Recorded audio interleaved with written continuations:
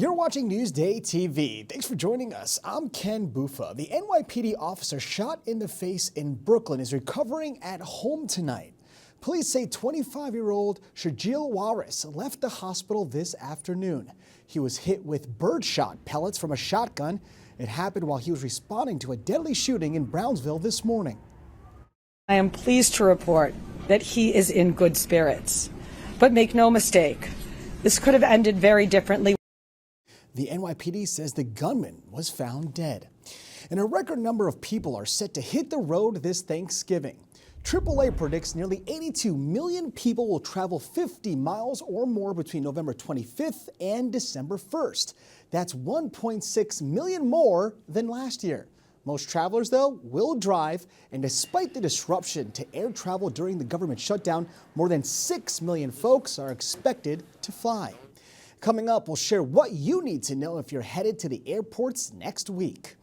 And there is now a weight restriction on Smith Point Bridge. Suffolk officials say a state inspection designated the Shirley span as being in poor condition and revealed structural deterioration. A 3-ton truck weight limit is now in place on the drawbridge, which is set to be replaced. And the U.S. Postal Service is recommending price increases. Now, if approved, Priority Mail would cost about 6.6% more starting in January. Ground Advantage would jump up about 8%. Regular mailing service prices will, though, remain the same. And first in Newsday, a new plan could turn the Bordy Barn into a boutique hotel. Southampton Town is considering a zoning change allowing small-scale hotels along parts of Montauk and Sunrise highways, including at the former Bordy Barn property in Hampton Bays. And the Jets are making a QB change. Sources say Justin Fields is being benched for Tyrod Taylor. Will start this week against the Ravens. So won't you give me 3 steps? Foreigner and Leonard Skinner are coming our way. Their Double Trouble Double Vision tour comes to Jones Beach this August.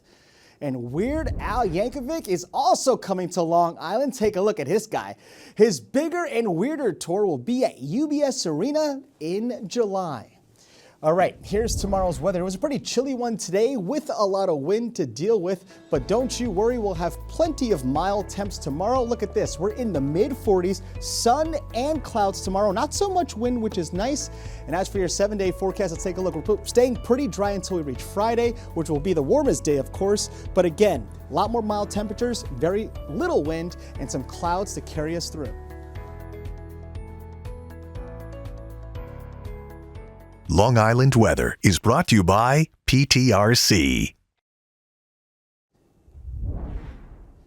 A record number of people are expected to hit the road this Thanksgiving. AAA predicts nearly 82 million people will travel 50 miles or more between November 25th and December 1st.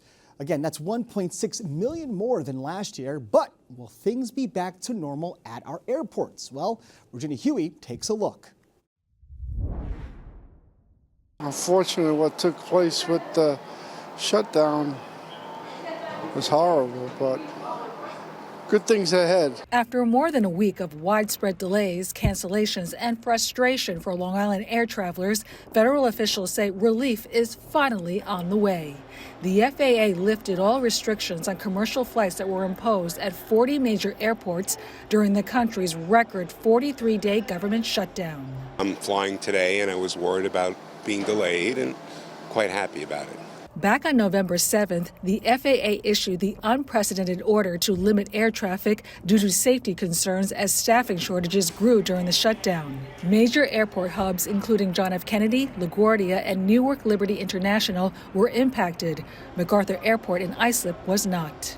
The FAA rolled back the restrictions, citing continued improvements in air traffic controller staffing since the shutdown ended on November 12th. It's disrupting people's lives needlessly. And hopefully this will be resolved now and things can just move on. Airline leaders say they're optimistic that operations will rebound in time for the busy Thanksgiving travel period. We've already seen a dramatic increase across the country of delays coming down. There have been less delays and less cancellations over the weekend than there have been. Something for air travelers to be thankful for with the holidays fast approaching. Oh, yeah, because we're going away in 3 weeks.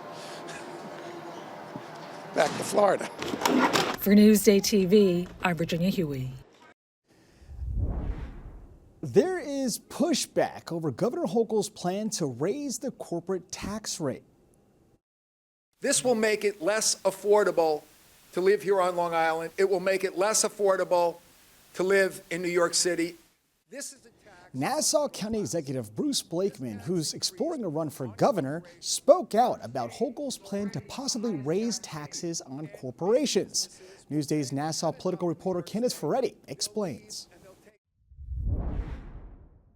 This event was led by County Executive Bruce Blakeman to push back on Kathy Hochul and Zorhan Mandami, their plan to raise the taxes on corporations. Businesses who operate in New York State pay a corporate tax currently of 7.25%. There is a plan to potentially raise that to 11.5%. That is money that goes into the state's general fund. It's billions of dollars that help fund hospitals, schools, transportation. Companies don't want to pay more, and the lawmakers who have pushed back against this potential plan today are saying this is going to really hurt the middle class because these companies are going to pass that cost on to us, the consumer. Bruce Blakeman, a Republican, just won re-election as county executive of Nassau and is mulling over a run for governor. So it's in his best interest to draw in the business community. Back in March, there was a Pew Research Center study that showed that most American adults were in favor of raising taxes on corporations. Whether or not that's going to be a reality in New York, I guess remains to be seen. Now, to read more about this story, go to Newsday.com, click Get More below the Newsday TV video box. Out East with Doug Geed is brought to you by EastEndGetaway.com. End up here.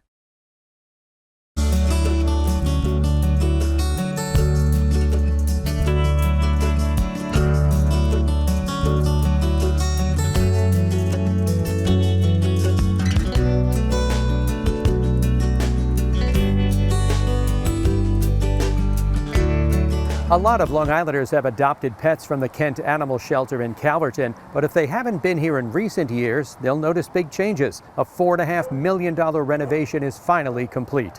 I'm Doug Geed, out east for Newsday TV.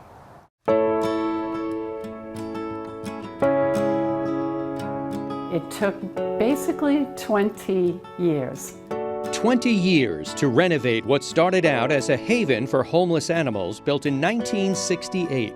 Gradually, the kennel became deteriorated. Over the years, we fixed things. We put Band-Aids here, Band-Aids there. The problem for the Kent Animal Shelter was that it was built right in the Peconic River, in what became the Pine Barrens, an area protected from development. But after 2 decades of planning, permits, and plenty of fundraising, Kent has the look of a brand new facility. We rebuilt the kennel building, replaced everything in there, from the kennels, the old chain link kennels, the old heavy guillotine doors. We have a interaction room where people can come and meet a dog that they like and just kind of hang out with it for a while. And speaking of hanging out, that's what these cats get to do in the separate living quarters for them, a cottage complete with a screened-in porch. Kent also has a clinic that offers low-cost vaccinations, spayings, and neuterings for the general public, not just for animals that were adopted here. He just wants to be pet and wants the little lovin's. Judy Prianti has been with Kent for 15 years, first as a volunteer, now as the kennel manager. We try to do the best fit for the family. We kind of shy away from putting like a dog that's very high energy in an apartment. You know, we would rather have them in a fenced yard. And people are very good about it. They're very understanding. They actually ask for our guidance, like, you know, what do you think? John Balness of Riverhead is a longtime volunteer dog walker for Kent. So who is this one we got here? She's pretty. Wendy, she's been here about 10 days. She's a real sweet little girl. And while volunteers and staff say they hear some heartbreaking stories about the animals that are brought here, they say nothing compares to the joy they feel watching an animal leave for their new permanent home. I've cried. I admit it. I get a little teary-eyed, but it's also, you're so happy because you know that they're getting a good home. Well, my greatest joy is to see the family or the person taking that animal home. That's probably what kept me here. In Calverton for Newsday TV, I'm Doug Geed.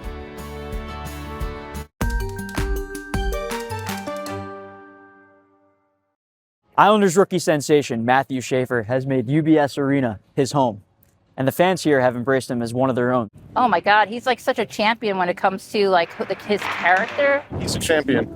That's pretty much it. The way he carries himself, it's almost like he's been in the actual league for over 10 years. He just is such a heavyweight already. The 18-year-old Schaefer not only has become an instant fan favorite, but he has impressed people who have been around the Islanders and the NHL on a daily basis for years. His maturity pops out immediately. You look at him, it's like he's been in the room for 5 seasons. When it comes to marketing Schaefer, the possibilities are limitless. Lauren Heineman, a Hofstra professor who has previous pro hockey marketing experience, had quite the comparison for him. Being a Pittsburgh Penguins fan, it immediately brought to mind what it was like to be a season ticket holder at the time when Crosby was having his rookie year. You see it around the arena, how many people are already wearing number 48. That is because he has connected with the community. I think what I've been really enjoying is just the behind-the-scenes, slice-of-life type stuff that we get to see on social media. Hyman cited moments like Schaefer greeting his dad after his first game, and how he now lives with longtime Islander Matt Martin's family. This type of content is great for really creating those personal relationships between fans and the star players. Hopefully he's going to stay with the Islanders for his whole career, which is what we're all praying for. Matthew Schaefer could not only be the face of the Islanders, but he could really be the face that the NHL is able to present as a guy that even the casual fan goes, you know what? I know that guy. From UBS Arena, Ben Dixon, Newsday TV.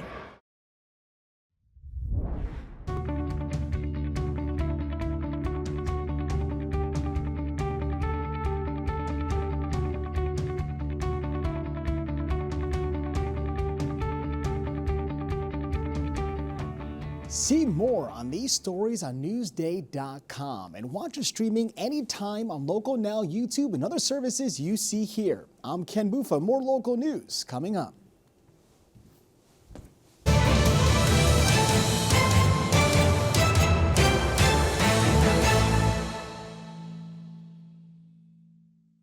While data indicates most hit-and-run drivers on Long Island are being arrested, victims' families say many drivers are avoiding serious consequences. Dangerous Roads, Hit and Run Danger, now available at Newsday.com/dangerousroads.